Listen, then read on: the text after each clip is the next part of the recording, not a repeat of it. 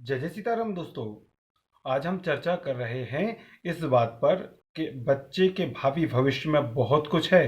कहीं हम छोटी छोटी गलतियों से उसके विकास को अवरुद्ध तो नहीं कर रहे। बच्चे के जीवन में, बच्चे के प्रारब्ध में उसकी सफलता लिखी हुई है, लेकिन जिस रास्ते से सफलता मिलनी है उस रास्ते में हम कुछ परेशानियां पैदा तो नहीं कर रहे हैं।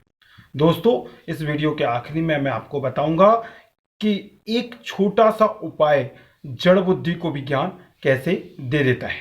उस विषय पर हम वीडियो के आखिरी तक चर्चा जरूर करेंगे। दोस्तों, पहली बात तो ये कि बुद्धि के विस्तृत होने में या बुद्धि के विस्तार में हमें कुदरत के साथ खड़ा होना पड़ता है। हमारे यहाँ सबसे ज्यादा कीमती ब्रह्म मुहूर्त कहा गया है। ब्रह्म मुहूर्त का मतलब है कि जो जीव बहुत कम बुद्धि रखते हैं वह सोकर जाग गए हैं। आसमान चिड़ियों के चहचहाने से भर रहा है। अंधेरा प्रकाश की नव नूतन किरणों से हट गया है।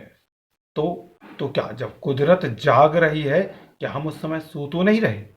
क्या हमारी संतान उस समय सो तो नहीं रही? अगर सो रही है तो कुदरत के विकास की तरफ वह नहीं जा रही है। जब हम छोटे थे तो हमारे परिवार के लोग और हमारे गुरुजन हमसे कहा करते थे कि बेटा, ब्रह्म मुहूर्त में जो पढ़ता है वह लंबे समय तक याद रहता है। क्यों? क्योंकि उस समय का वातावरण, माहौल, स्थितियां और कुदरत की महक कुछ इस तरह की रहती है कि हमारे ब्रेन को प्रॉपर एक्टिव रखती है। हमारी मेमोरी 100% एक्टिव होती है। रीजन भी है, दिमाग रेस्ट कर चुका है, शरीर आराम कर चुका है, तरोताजा है, और तरोताजा समय पर हम जो काम करते हैं वह लंबे समय तक रहता है। तो कहीं ऐसा तो नहीं कि हमारे बच्चे लेट जागते हैं। तो आपको सबसे पहला काम तो यही करना है कि जो बच्चे आपकी बात सुनते हैं उन्हें ब्रह्म मुहूर्त में जगाएं। अब एक और जटिल बात मैं यहाँ कहूँगा कि बच्चे तो ब्रह्म मुहूर्त में जाग जाएंगे और हम सो जाएं, ऐसा संभव नहीं है। तो ब्रह्म मुहूर्त में हमें भी जागना पड़ेगा।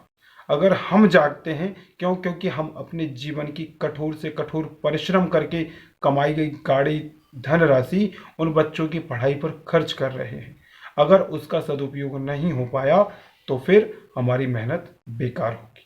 इसी तरीके से ब्रह्म मुहूर्त में हमें जागना पड़ेगा।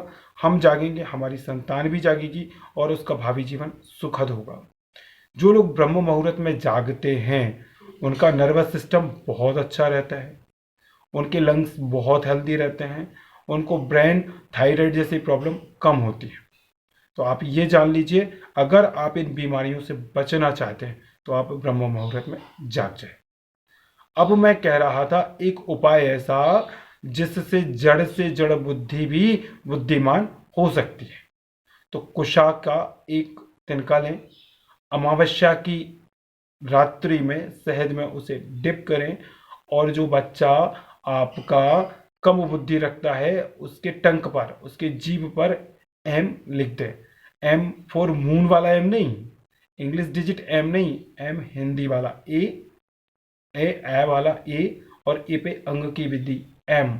एम लिखेंगे, उसके बाद उससे कहिएगा कि मुंह बंद करे और मन ही मन में एम का उच्चारण जितना हो सकता है उतना मन ही मन में करे। उसके बाद उस शहद को वो अंदर पी ले। एम सरस्वती बीज है। जब बीज अंकुरित होगा तब सरस्वती का विस्तार होगा। तो अमावस्या की रात्रि में अगर आप यह उपाय उस बालक के साथ कर रहे हैं जिसकी बुद्धि कम कार्य करती है तो आप देखेंगे उसके जीवन में जादुई परिवर्तन आ जाएगा। दोस्तों, अगर आपको लगता है कि ब्रह्म मुहूर्त के फायदे आपके अपनों को भी होने चाहिए तो क्यों ना यह वीडियो हम अपने लोगों को शेयर करें, और ऐसे वीडियो से लगातार जुड़े रहने और सबसे पहले जानकारी आपको मिल सके इसके लिए आप हमारे इस चैनल को सब्सक्राइब भी करें। दोस्तों, इतना प्यार से सुनने के लिए धन्यवाद। जय जय सीताराम।